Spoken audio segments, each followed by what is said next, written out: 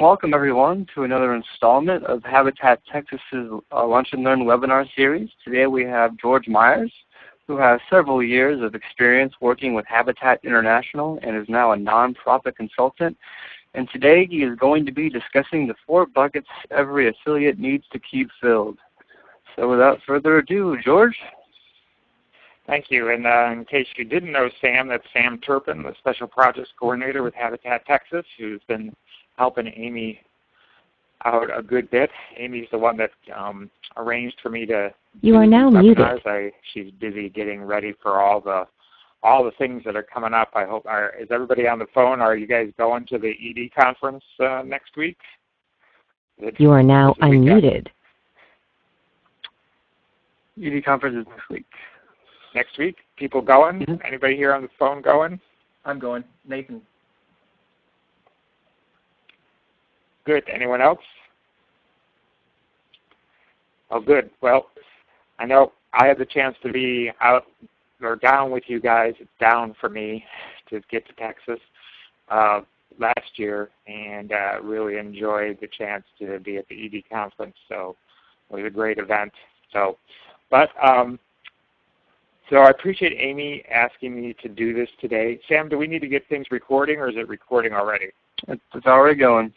Oh my goodness, he's so quick.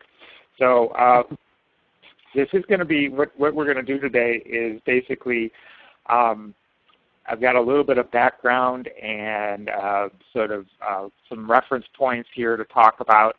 And then, particularly since we've got a nice sized group here, we should be able to spend a pretty good bit of time talking about how this applies to your own affiliate. And so we'll have people participate through this and hopefully really think about how this concept of these 4 buckets can apply to you.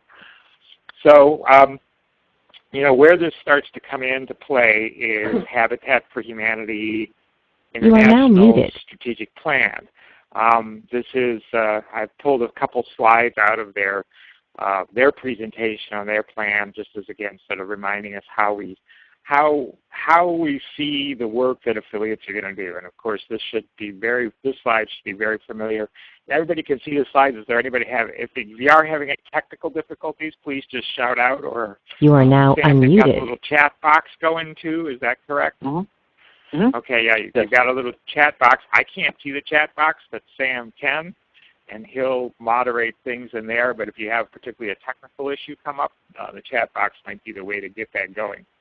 So anyways, Habitat Strategic Plan came out, and they for really one of the first times they've really asked affiliates to think about how to align to their plan and how it applies at their local level. I think in the past there was some effort to do that, but it's been much more deliberate now. And just as an aside to this, if you are looking at doing some real robust strategic planning here this year, Amy's a great resource for that. If you are working with one of the Habitat International organizational development consultants, or you can contract with those people also for a consultation. And I'll put a plug in that I also done a good bit of planning with Habitat affiliates as well as other nonprofits. But this really starts to say, how do we vision our work and see what's going on? There's some basic plan principles.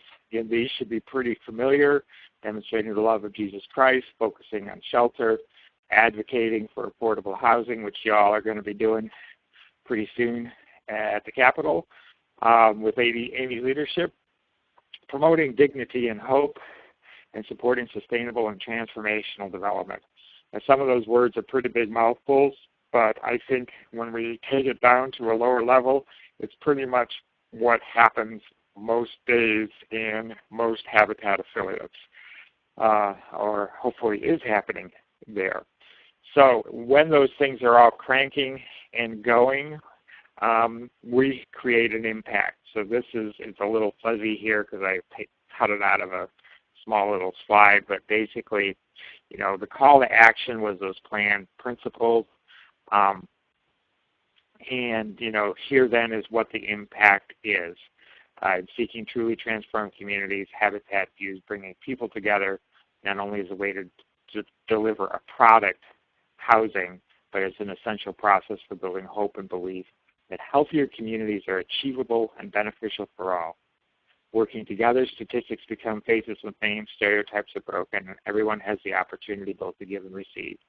And then lasting change is likely to occur. So that's sort of what the end goal of being a successful and thriving affiliate is like. I would go back to one piece that I've always seen really important in an affiliate is, even though we've got a bunch of staff members on the call today, this is really where the board needs to lead. This is where a very engaged and visionary board of directors can really change the way an affiliate is working and give an amazing boost towards that leadership. I've been working a lot in governance issues right now on some boards, and particularly habitat boards. I've been getting Board Source. Those of you that are familiar with Board Source talks a lot about 12 principles of good boards, and then they further, or they lift that up to 3 basic ways that boards can impact and create this movement that the strategic plan is talking about, or any strategic plan. But, most of the time we think about boards, and they're usually pretty good at their fiduciary duties. They're pretty good at watching the finances and making budgets and helping make sure that money is used in a stewardly fashion. And but so there's a lot of fiduciary oversight in a lot of boards. Hopefully most boards get into a little bit of strategic work in every meeting, that they're looking at some new ideas and new business. They're not just problem solving and fixing things that already happened or aren't working very well, but they're actually being able to look ahead and be strategic, as well as paying attention to the bottom line, nuts and bolts. But the third area the Board Source talks about that I think is really inspirational is they talk about it being generative. So the idea that besides thinking about what we could be doing, it's that larger picture of what happens when we do those things, and how can we make sure that the strategic decisions we make and then move us towards this higher level of an impact. So that's sort of the thing I asked you to think about today. We're going to go back down to a very fiduciary stewardship level here in a minute, but I want you to think about just the way that you and your board leadership can really always think strategically and then leap to that generative, really creative, groundbreaking, how do we solve this? What's the third way? However you want to articulate that. So any comments before I move on? Any comments, questions, reflections? You are now unmuted. Is there something we're following on the internet or something? I don't have anything up. This is Bartha with Habitat. Okay, is anybody else having problems seeing the webinar presentation? Nathan, you guys watching what's going on? Yeah. Okay. International plan principles are up right now, right? Okay. So, Bertha, have you been able to click on, there should have been a link came out with the webinar that would take you to a PowerPoint. Did you were able to do that? Okay, it looks like is it on Adobe Flash Player? Yeah, it'll be at Adobe.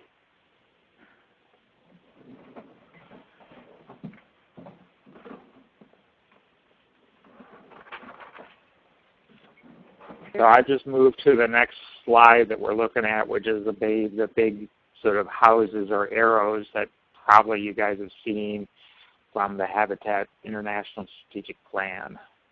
Are you with us, Bertha, yet? Okay. No, not yet. You said the email that we got? Or where would that webinar be? Sam, you got any ideas?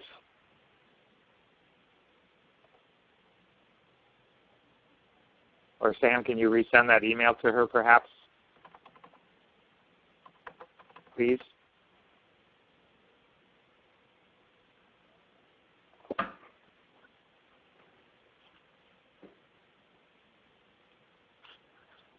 Well, I'm going to keep moving, Bertha, and we're just about through this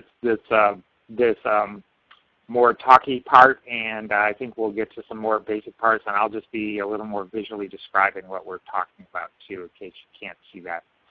So I've moved. Okay, that worked, and hopefully it'll come up for you in a minute.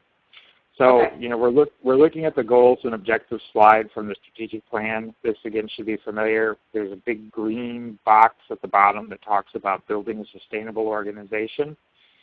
And then we're looking at, Habitat saying, then how does, once we've got our sustainable organization, which means having an affiliate that works well, how can we then build community impact to improve housing conditions? How can we then build sector impact, or what's happening regionally or statewide around you to partner to increase access to shelter, which is what you guys are going to be doing again in your advocacy day. And then how do we start to build societal impact? And I think that one goes both locally and globally pretty easily. Inspiring action to end poverty housing. So we aren't going to deal with any of those three houses or arrows. We're going to be focusing in right now on that green foundation. And the foundation, again, just says that we want to build a sustainable organization, have affiliates that's a healthy affiliate, functioning affiliates. And then we want to mobilize resources and steward them faithfully, which again talks about how do we do the work that we do and do them carefully within what we're doing. So this I always look at, this green box. I think many affiliates, when they look at this big slide, they don't see the foundational piece. They see the big arrows and they say, oh, we're going to be off building community impact and societal impact. And where my work with affiliates is many of them need to be back to this foundation and need to be able to spend time there. And that, again, is where my work often intersects. I don't spend a lot of time helping people figure out how to make societal impact. I spend a lot of time helping people figuring out how to hire staff or run their family services program better, or create a plan for the next year, raise more money, things like that. And raising more money is the way Habitat International has viewed this, and the phrase they've used here in the plan is funding the mission. And this is where we're going to shift, because I think Habitat International, as you well know, they don't build any houses. They raise a lot of money. And so the people at International, and I've actually had this conversation with them, this is a very limited view in my mind of where the work really needs to happen. And what we really need to be talking about is how to fuel the mission. What do we need in addition to funding to make a strong and healthy affiliate, building a sustainable organization? So I've started to really look at this, or I've always looked at this and have encouraged Habitat International to think about how do you shift this from funding to fueling. So this goes into the 4 buckets. We're finally getting there. I want to really shout out and credit that this concept came from Greater Fox City's Habitat for Humanity in Appleton, Wisconsin. John Weinberger is the executive director there. He's one of those directors that took a small affiliate many years ago and has now grown it into an exceptionally large affiliate. They're very, very active and very collaborative. It's a bunch of small little towns, Appleton, Neenah, and Menasha, and a bunch of small towns in Wisconsin, but they work together really, really well. There is no central city there. They are just working regionally very successfully. They've got amazing restore program going. They've got a big repair program going. They've been very innovative in a lot of family selection and support activities, and they've got a very strong and diverse organization. And it's been really fun for me. I've actually known John for many years, and to watch him grow this organization. He's also just one of those habitat people that has been around and has sort of seen it all. So he's really come up with this concept, and they use it all the time. This is really their guiding principle of these buckets. So I don't pretend at all to have made this up myself. I really want to credit John. So what we're looking at, and Bertha, did you get your screen going yet, or are you still just hanging with us on the phone? Yes, I got it. Thank you. Okay, good. So we're on to the, perfect. So we're on to this. So the 4 buckets that we talk about for a sustainable habitat affiliate are right here. Families, funding, land, and volunteers. So the way, and so what I see happening and what John saw happening is that these are the things that affiliates need to successfully build houses. Pretty basic. We need to have families, we need to have money or resources, and we need to have land, and we need to have volunteers to help us. And what happens, and this is what John really observed in his affiliate, is that these things sort of naturally cycle up and down. And his affiliate, and probably most affiliates, will find that at any given time, some of these buckets are full, and some of these buckets are less full. Sometimes we get buckets that are empty with no family or no land. Sometimes we get buckets where we've got too much land or too many volunteers. But that this is just really a natural cycle of how your affiliate will work, and that these will change. And it's interesting to me, looking back at Habitat's history. A few years ago, literally 10 years ago, if you had asked, those of you going to the Atlanta conference or the ED conference, if you'd ask everybody in the room just to tell Larry Gluth or tell Jonathan Reckford what was the thing that they needed most, they would have all said land. Land was getting incredibly expensive. It was getting incredibly difficult to find and purchase. People who had been getting free lots for years suddenly were paying $15,000, $30,000, $50,000 for land, and that was the biggest crisis. Now, 10 years later, I think if you were in Atlanta next month or in March, people would probably say funding is the big issue. That is still sort of a hangover from our recession, where it's still a little tough sometimes to raise money, and seems like there's a lot more people chasing those same dollars that we used to have a little bit easier. So this does cycle nationally, but I think it also cycles locally too.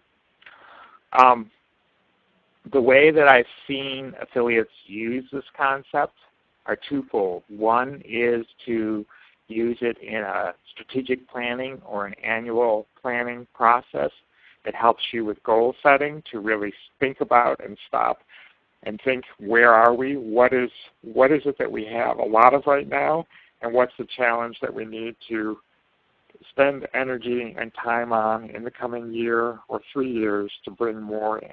That's sort of the way John in Greater Fox Cities uses it.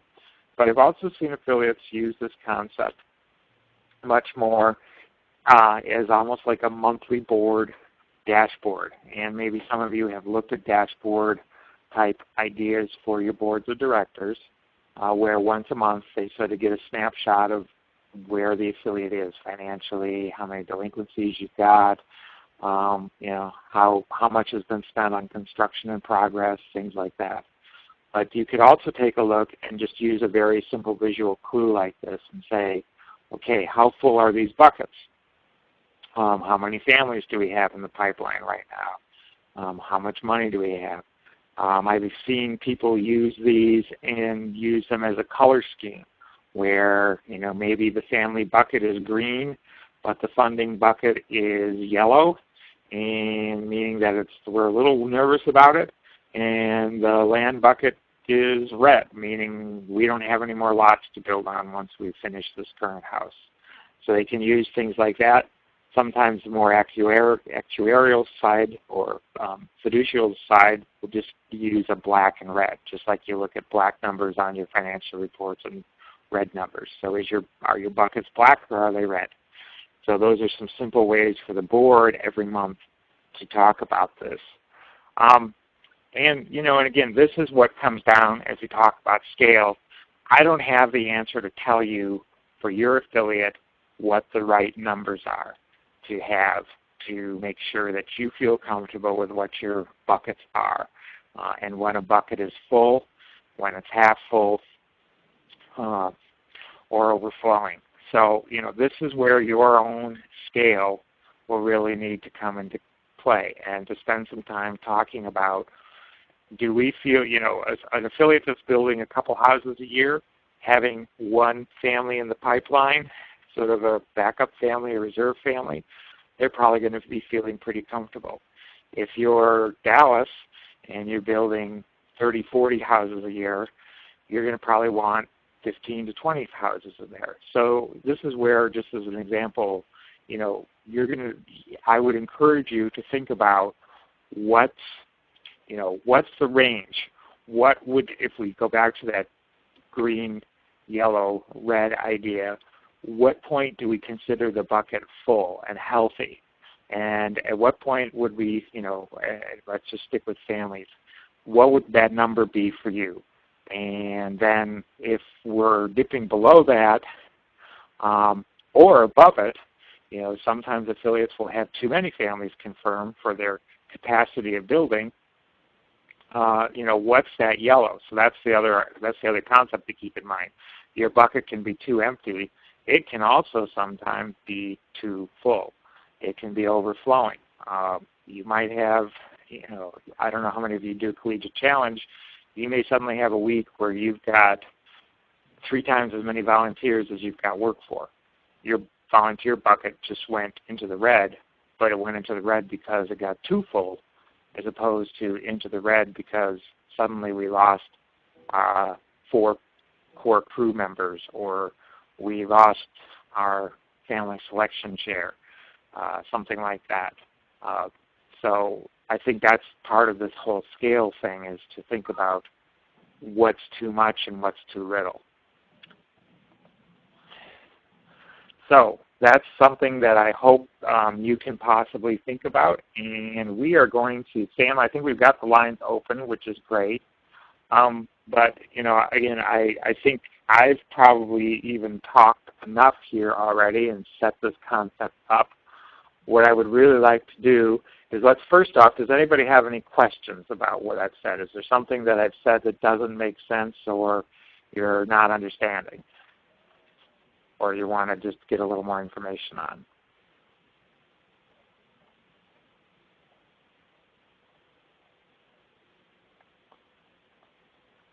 Okay. Then what I'd like to do is really spend most of the rest of our time here with you guys and talking through where you are at your affiliate.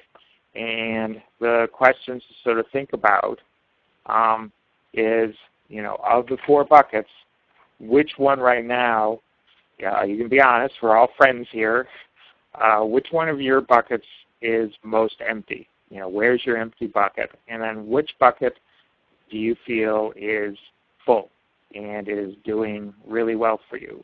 And then maybe spend a few minutes about talking about why that is for each one of them.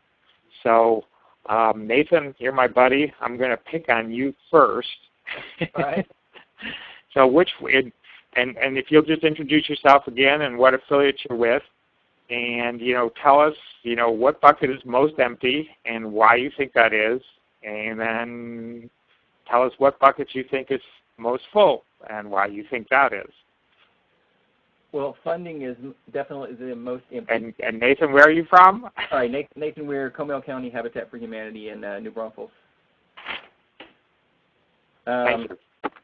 And funding is definitely our emptiest bucket. I'm pretty sure there's a hole in the bucket because it never always seems like we never have enough. I think there's a lot of reasons for that. The first one is that I came on board here about 1.5 years ago, and affiliate had built 30 houses in 20 years, so a house and a half a year. And the expectation that I got from the board when I first got here was 5 houses, a huge jump. Which I said, all right, sure. I've been a volunteer for years, but had never done the ED job. So, sure, we can build 5 houses. Quickly became apparent there was no way we were building 5 houses, and so we went to a 4. That was the goal. And so 250% increase in building with all the associated funding requirements needed for that was supposed to happen in 1 year. And truthfully, we got 3.5, but by the hair on our chinny chin chin, I mean, it just barely happened to get that many. And I think the biggest challenge with that is having the board understand the huge role that they play in fundraising and fund development and telling people about what we do and why we do it. And, I've used the analogy with them, that I draw a small circle. This is the number of people that I know. We all know cold calls don't work very well. And I build a huge circle around that one and say, this is all the number of people that you know. If you help me contact these people, you don't even have to talk. Just introduce me. I have a real hard time getting them to do that. And so I'm limited to a lot of cold calls right now because I just don't, I only know who I know. And that's made it a challenge to find more committed, ongoing donors of folks that we know. And we do have a few board members who have embraced that, and we just got a $5,000 donation the other day from a friend of a board member who gave last year and was really happy with the results, and we invited him to a dedication and that kind of stuff, and so they gave a larger amount this year. And it's really much easier to sustain them than to get them. But from my perspective, our biggest shortfall is getting the board really personally vested in finding those donors in the community. Okay. We pause to discuss before I go to my largest bucket? No, why don't you go on to your largest bucket? Okay.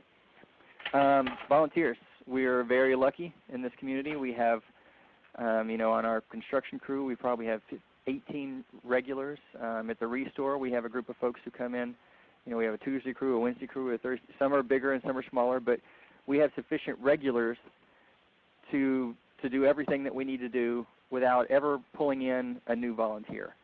But then on top of that, we have typically a new volunteer group every single weekend of every single build. And like I said, we're shooting for 3 or 4 houses this year, so it's a 15-week build. So you're talking 60 new groups, or maybe they come a couple times a year, but 60 groups that outside of our regulars that come and support us on the construction every year. And again, new ones who show up at the Restore and offer to come and help. We're really doing well with volunteers. We actually have volunteers on a waiting list to get to a build. So that bucket's almost too full. Almost.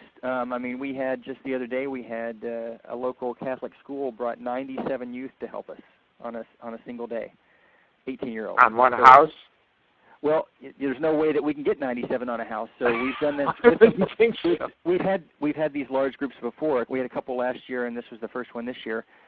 But so we put some on a house. We put some in the Restore. We have some painting, trim and siding for the next house. We actually have gotten to the point that we have some very simple outdoor wood furniture that seems to be popular in the Restore, and it's worth it to buy the materials and have volunteers build it. And so we'll have team leads building benches and, little planters, little wooden planters and things like that. So we come up with stuff when a group comes because we don't want to turn them away. But yeah, we have more volunteers than we need, and that seems to be the steady state here. Cool.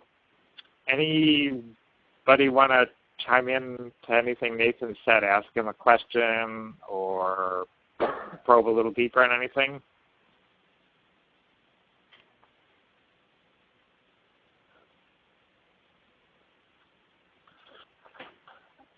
Okay. I'm going to go just in order of the way you guys joined the call, just to warn you, so don't jump off. Bertha, would you introduce yourself and tell us where you're from and what you think your emptiest bucket is and what your fullest bucket is and why? Please. Yes, my name is Bertha Lara. I'm the Family Services Coordinator for Lubbock Habitat for Humanity. Great. Our emptiest bucket would probably be our funding as well. We do have a couple sponsors that are our regular sponsors, so we have a house for each of those that goes up, that we have going up every year. We have a big, we have several acres that we need to build on. We just don't have the completed funding for that, to build that. So I think that would be that one, and then our families as well. That one's not, we have 4 families in the pipeline right now. And so, I mean, that's all we have. We're not really building as much. We have several houses that we have available for these families. We're just waiting for them to get to the hours that they need and stuff so we can get them into a house. Okay. Why do you think that is for you guys? What's causing? Nathan was pretty clear at saying he thinks his board needs to help him more with funding. Do you have some insight of what you'd offer up, or what you think could happen there in Lubbock to get more? I think you gave us 2 buckets. So to bring more resources in, more sponsors. Why do you think that is? Let's talk about that for a second. Well, we did hire a development director a few months ago, and he's working on trying to get more sponsors. We did get a $10,000 grant for revitalization, and we're trying to get into that also. I'm not sure what the main reason would be for not getting or not having the sponsorships. We have some, and then they just dwindle down to the main 2 that we do have. We do get donations, from time to time, big donations from different individuals or church groups. We did pretty good with our annual appeal that we just sent out last month. So, but as far as sponsorship, we just haven't had luck in getting too many folks to sponsor for build. Okay, thank you. And now families, you said you got 4, and they're sort of getting behind and you're ready and they're not. So what's your insight into that? Well, we're actually doing, we're getting classes together. There's a certain amount of classes that they have to attend, and regarding, budgeting and landscaping and things like that. And we're in the process of getting those scheduled so they could attend, those classes. That's part of their hours. And then at this time, we don't really have a lot of construction going on, because after the holidays, it's kind of slow for us here. And so we really don't have them working out in the construction deal. And I think the biggest part with us, or the biggest issue, is communication. We try to follow up with them, and we keep on them to contact us, and they're not following through with, getting in touch with us and stuff. So I think that's our biggest deal that we have to work on with our families. Okay. Good. Thank you for sharing that and being honest about that. But what's going well? What bucket is still full for you? What's your fullest bucket? The fullest bucket would be our volunteers as well. We're lucky to have a Texas Tech University, and there we get volunteers. We've developed a good relationship with all our volunteers over the years, and they call us just when when school's starting, they'll call us up and we get them scheduled. And I mean, we just don't have. We always have volunteers calling us. We always have them groups that want to come out, fraternities, sororities, different organizations. So we're never without volunteers. Wow. And why? So besides the university, is that just sort of the big blessing that just keeps coming at you? Is there anything else that you feel like has been because I know affiliates that have big universities and they can't figure out how to connect with the kids at all, and yet you seem to have done that really well. What's your secret? Well, and I won't take credit for this. It's our volunteer coordinator we had several years ago. She just would go out and we'd have, like, if they had little get-togethers at the university or they had volunteer fairs and things like that, we'd always participate in those things. And I do that as well as far as our families, trying to get more families. I go and visit with the schools. They have like job fairs and they have health fairs that they have for the kids, and I always attend those so I can hand out our flyer for our workshops and things like that. But I think we do a lot of fairs and just volunteer fairs and things like that, and just getting the word out and getting our name out there and stuff. So I think that helps a lot. Good. Maybe you need to ask for money when you're out there too. Yes. Yeah. Well, we do put out all the information as far as donations and things like that for Habitat as well. So we do get all that out. Good. Well, thank you. Thank Anybody you. have any reflections or things they want to ask Bertha before we move on? Yeah, this is Nathan again. I'll just ask. Bertha, you said you had a couple of large donors who basically fund entire houses. Is that what you said?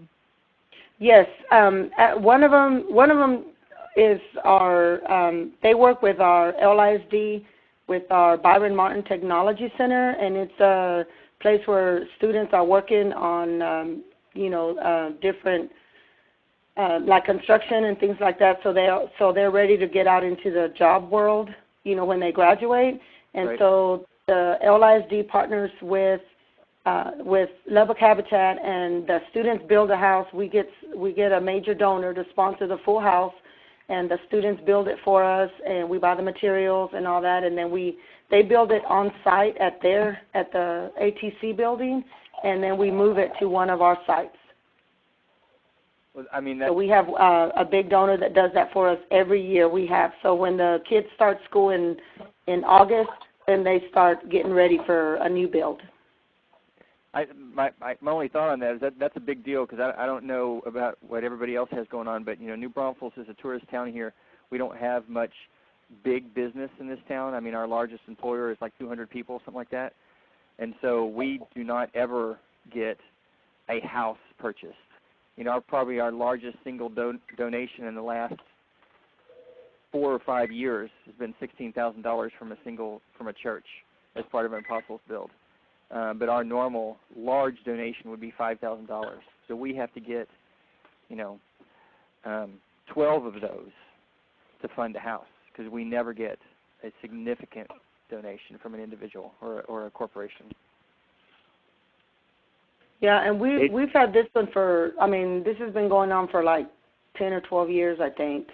And I'm not really sure on all the details as far as how it started, because the executive director that used to be here years ago is the one that started and got with the folks from LI's Lubbock Independent School District, and they just formed this partnership, and it's been great. It works out great for the students because they're learning a trade and to be able to function once they graduate, and then it's helping us because they're building a house for Lubbock Habitat for a needy family. Yeah. So Nathan, you should just say you haven't gotten a sponsor like that yet. Yes, yet. I mean, we're still trying, but it's a challenge. So it's just that many more people you have to talk to get, a dozen sponsorships as opposed to one large one. Sure. For each build. Does anybody else have any questions for Bertha before we move on? Okay, Kelly, you're up. you can tell us where you're from and same drill. What's your emptiest bucket and why, and what's your fullest bucket and why? This is Catherine Morgan, and I'm with the Texarkana, Texas affiliate. We serve 2 counties here, Miller County in Arkansas because we are on a border city, and then Bowie County on the Texas side. We are lots of yellow and red, our buckets. We're a very small board. I believe there's only 8 of us now. And you're a board member? Yes. Okay, and, great. So it's everybody's working, but 2 people are retired. So it's a very small organization. We try to build a house a year. Sometimes it's about a house every 18 months. That's still fine. Our probably reddest bucket is getting qualified applicants. Okay, families. And families. It is, we just struggle. So why do you think that is? I'm sure we need to do more marketing, more soliciting, but I don't know. I'm not. Okay. You have a family right now for the house, or do you have a house going right now? Nothing right now. We start March 7th. And you have a family for that house? And we have a family. Okay. Well, that's so it's not totally red. You've got no, but nobody waiting in the wings either. So, you know, okay. we're trying to find a family. I mean, ideally, trying to find a family that we can grow as the current house goes up, and let them help with the house, the current house. So, we don't have a lot of land, but we have sufficient currently. How many lots do you have in inventory right now? 4. Well, folks, I'd say that's a pretty green bucket. Yeah, one of those will be used in the March build. Right. But how did you get the land that you got? These were all gifts from the city. So they were all donations. So, but I believe that's. I talked to a couple of city officials last week, and I believe that's going to become a thing of the past. So. Okay, so that's why that's why it's got the yellow on it a little bit. Yeah. But it sounds like you've got enough land, at least right now, for 4 years or 5 years. So, right. So that's pretty green to me, I'd say. Kelly, Catherine, don't beat yourself up. And funding, we don't really have any outside funding coming in. We've tried for a couple of grants and for the homeowners, and haven't been successful there. So, so how are you raising the money for this house? We're self-funding it. So self-funding meaning, talk to me about what that means. From donations from the past that are in our bucket. Okay, that's good. And you've got enough. Do you have enough to build this house out? Yes. Well, that's pretty good. And what's been the most successful way that you have raised money in the past? We actually have had. I don't know that I've ever been involved in a fundraising for Habitat event. So we don't really have anybody that's working on that right now. Okay. Millard Fuller always used to say, we've tried 2 ways of raising money, asking and not asking. And he always used to say, when we ask, we always get more money. Yep. Yeah. And I guess volunteers, I would say, is pretty yellow. We haven't. We lost our last year's volunteer coordinator. And, so we just need to get out there and beat the streets for All of the above. Yeah. Well, it sounds like, I mean, it sounds like you got some yellows, but I think it's not as bleak as you paint the picture. I think you can think about things a little more positively. It sounds like you've got some, you've had some good support in the past, and like I said, I think one of the lessons that I really want you all to take away with this is, the bucket that looks the emptiest today, 2 years from now, maybe the one that's overflowing for you, and it's like, oh my God, we've got so many families, or so much land, or so much money. We've got to just do more.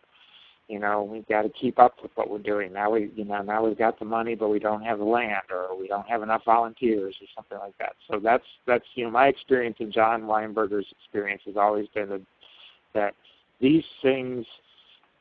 It really is a cycle. It's the way that your blessings come and your blessings go, but it keeps coming. So, anybody have any questions or comments for Catherine here?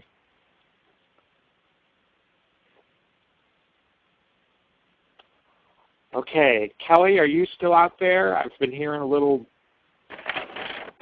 I am, and I'm with the same affiliate that Catherine is, from Texarkana. Oh, okay. Yeah, and just to follow up with what she said, yes, our homeowner bucket is pretty shallow, and I need to do a better job as PR person to get the word out. It's hard. There's still a lot of people that don't know what Habitat is or what we're about, and just trying to educate people. And as far as like volunteers, I think when we have a build, now I was off the board for a couple of years, so I've just recently rejoined. So their last build was during my absence, but I think, and Catherine, correct me if I'm wrong, that the volunteers were pretty good for that build, for the last one. So it's one of those. It's kind of a if we're not building, then we don't have the volunteers, and we're not bringing in money. It's hard to raise money when we're not building, because people can't see what their money's going toward. So to me, the best thing to do is to get the volunteers and to get the money coming in is to keep the builds going, which has been the hard part. So was somebody with other comments, or someone was saying something? No, I just was commenting that this is Catherine, and that kind of you lose the momentum when you go a long time between a build. Yes, you do. Or if the current build going on, there's not another one, on the horizon.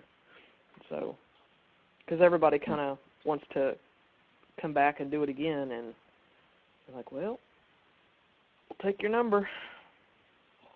We have a hard time just getting people qualified. I know the applications have dropped way off, but how many applications do we go through to find one family that qualifies? I mean, it's a lot, and I'm sure everybody else is having the same problem. Yes, we are too here in Lubbock. Yeah, it's definitely, and like I say, I see a lot of this is still a hangover from our recession, that people really have struggled through that, and a lot of credit issues came up, and wages haven't, it's that whole wage thing, and people are hurting in a lot of ways. I'm sure you're seeing that. And I really want to just give a shout out, because you guys, as an all-volunteer affiliate, no staff, still building, you're, all the other affiliates on the phone, well, where you were at one point, have grown beyond that. But I know there's you're not alone out there. There are a lot of Habitat affiliates that are right where you are, where it's still volunteers, and it's still, a house every so often, and it's not becoming easier. It's becoming harder to do that. So it's great that you're still persevering and there to do that. So that's great to hear. Have you guys, just as one thought that I had, and maybe some of you that are doing some more revitalization or repair programs, one of the things we are seeing, I think Habitat International has seen with the smaller affiliates, is that they are finding ways to start those repair programs or brush with kindness programs where it keeps that momentum going. It also, you don't have to raise nearly as much money for the house, or you can get there's some pretty generous grants out there from Thrivent and other places too that can sort of help out. And it's a way to sort of keep momentum going, keep Habitat's name going, and just not be quite as, building a house, finding the family, finding the lot, building the house, finishing the house, that's, as we all know, that's a lot of work. And the ability to go out and do some revitalization work or repair work seems to be one avenue a lot of affiliates are pursuing that's helping with that. And just making it a little bit easier for you. It's not to say that you ever need to stop building a house, but maybe not every year. Have you guys looked at that at all? We looked at the Brush with Kindness several years ago, but it kind of fell apart. Like we said, we're all volunteers, and it's just hard to get something like that going. Uh-huh. Yeah, it just seems like there's not enough time in the day. Everybody's busy. Well, Sam, maybe you could take a note of these folks, and maybe if you guys think about it, maybe there's another affiliate not too far away from you that's got that program running a little bit smoother, and maybe Habitat Texas can, help hook you up with them a little bit and learn a little bit about what they're doing. Because I actually just was with a bunch of affiliates last week at a Brush with Kindness networking event. And, it was very interesting to hear, some people have got dozens of projects going on. Some people are just, doing a few, and some people are just starting out. But it's, there's definitely best practices and tips and ideas and resources to be shared. So that might, if you guys try it, maybe we can find you somebody that can help you figure out how to think about that again. But I know you've got a house going right now too, so maybe this is a conversation really for next year. Yeah, we are gearing up for the house. So. Right, but it's again it's that strategic thinking for the board. You guys are board members, of like, okay, we've got all the fiduciary pieces, we got all the nuts and bolts of getting this house done, but we also need every meeting to spend a little bit of time thinking about that longer range and that longer vision. And even those of you that are staff members, Bertha, even in your role, there's in family services and volunteers and everything we've talked about today, there's the need to always think about what's out there coming.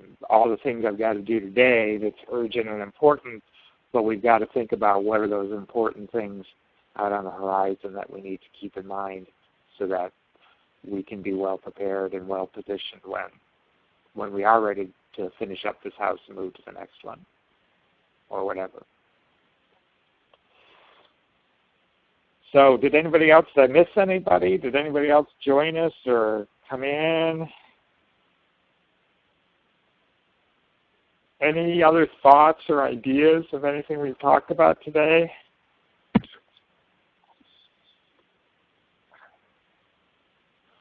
Okay, so my last two questions here is, I've just put them up on the screen. It's sort of like, where do you go for help as you start to think about, how do I think about these buckets, and how do I think about, not only, I guess I'd take this at two levels. One is, if I wanted to put a little dashboard thing together and get some help on figuring out what's the right range for our buckets, what's green, what's yellow, what's red. Where would I start that conversation? And do I need some extra help with that? But then the other piece of that is like, okay, if I am, as we just talked about with Texarkana here, if I do want to think about something generative and think about how can I get a repair program going better, or like Nathan, how do I go find a house sponsor? Where are those house sponsors? How have affiliates gotten house sponsors? I guess my first inclination is to, of course, refer you back to the great folks, Sam and Amy there at Habitat Texas. They're full of ideas. They're full of resources. I just read the newsletter from the SSO yesterday with some good grant opportunities and things like that. They can, I think, really help you with both the technical assistance and also with the ideas and potential connections.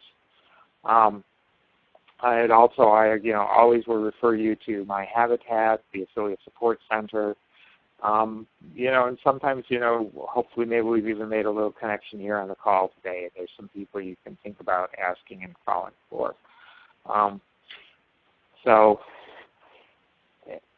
And what more can you do? It's again, I think for me, it's thinking about what is it that we can do more of. I mean, I think part of what I've always viewed Habitat is that this is a ministry that we want to keep seeing grow and expand, and we want to keep bringing more people in, and we want to keep doing more. We want to keep always striving for the next thing. It's not ever going to be easy. I don't think anybody came into Habitat thinking it was going to be easy to do this work, but it is work that we are called to do, and I think it's work that brings many blessings on ourselves and our communities, and for sure the partner families that we have out there. Any other ideas or anything that I've missed that you might think about?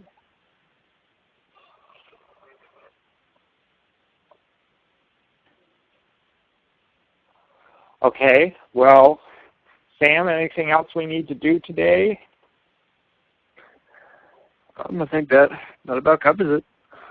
Okay, well, I really appreciate you all being on the call. I hope it was somewhat helpful for you. I hope maybe this concept will help you or your board keep thinking strategically ahead, and it's a simple way to just keep communicating about where you are and what you need to do the work that you're called to do. So I want to really say thank you, and I appreciate your attention, and I think that'll wrap it up. Thank you. Okay, well, thank you, George, and thanks everyone for tuning in today. You will receive an email with this webinar either today or tomorrow, and eventually it will be on our YouTube page. Not really sure when though. But anyways, thanks, and have a great day. Thank you all. Thanks. Thank you. Thank you. Bye-bye.